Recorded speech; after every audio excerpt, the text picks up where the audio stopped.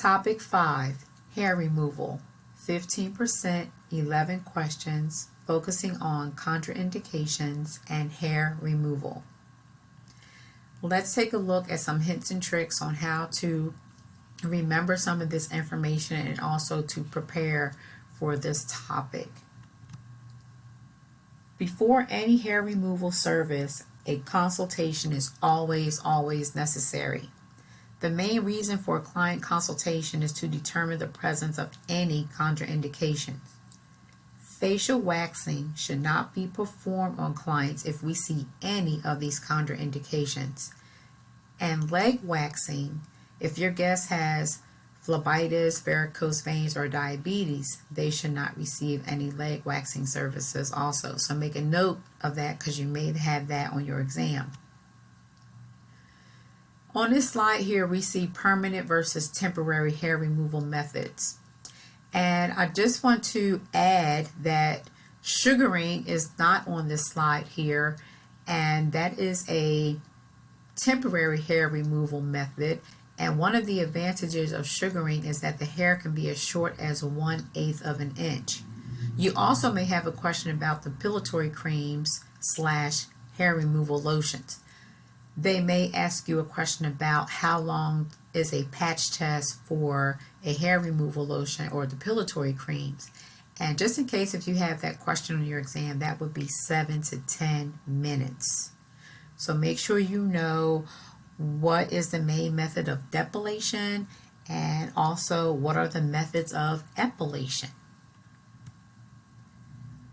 You also want to know the structure of hair, terms like hair bulb, hair follicle, hair root, hair papilla, the types of hair, an example like vellus hair or lanugo hair, the hair growth cycle, anagen, which is the growth stage, catagen, which is the transitional stage, and telogen, which is the final stage.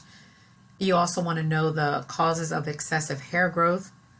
Compare temporary, permanent, and reduction method.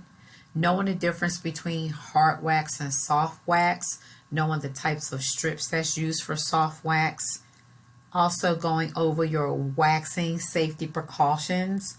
So like knowing that the hair should be 1/4 of an inch to 1/2 inch long for waxing to be effective, and to trim the hair before waxing if hair is longer than 3/4 of an inch, or do not remove vellus hair.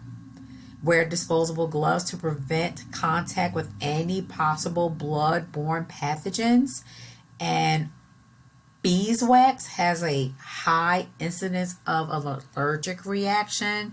So those are just some examples of waxing safety precautions.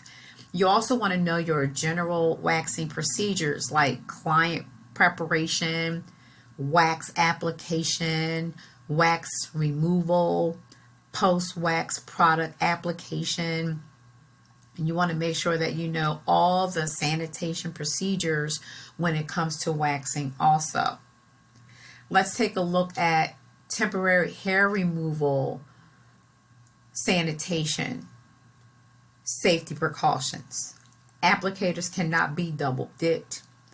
Clean the area of the client's body to be waxed. Dispose of all single-use items. Wax pots shall be cleaned and disinfected in accordance to manufacturer's recommendations.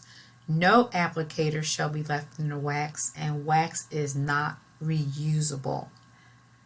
Please make a list of glossary terms along with the definitions for this category also. You want more content? Please visit Quizlet. Search for Miss G at Ogle, MSGATOGLE. Look for Esty TDLR and Esty TDLR Exam Prep. For Kahoot, please search hashtag TDLR Written Prep. Next category is facial makeup.